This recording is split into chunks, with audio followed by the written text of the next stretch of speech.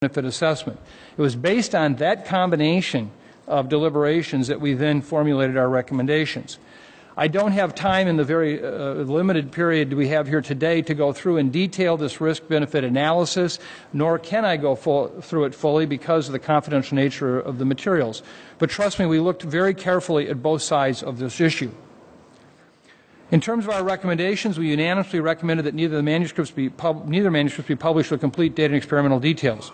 We further recommended that the conclusions of the manuscripts be published, but without experimental details and mutation data that would enable replication of the experiments. I think it's fair to say that these are probably the two most famous unpublished manuscripts in modern life science history.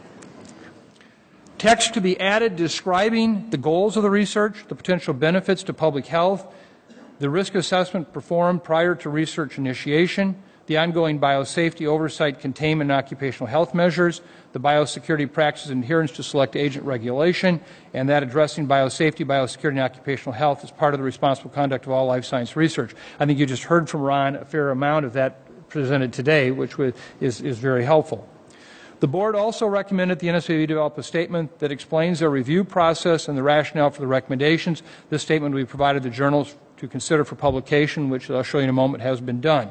We also encourage the authors to submit a special communication commentary letter to the journals regarding the dual-use research issue.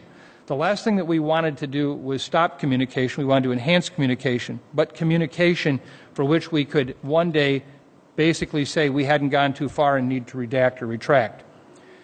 Our rationale is if the influenza A H5N1 virus acquires a capacity for human-to-human transmission, the world could face a pandemic of significant proportions.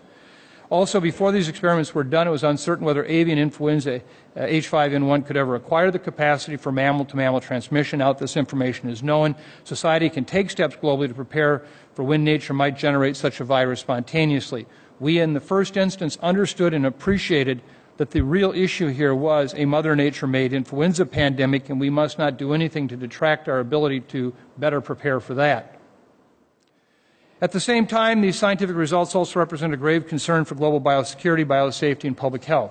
Could this knowledge in the hands of malevolent individual, organizations, or governments allow construction of a genetically altered influenza virus capable of causing a pandemic with a mortality exceeding that of the 1918 Spanish flu epidemic?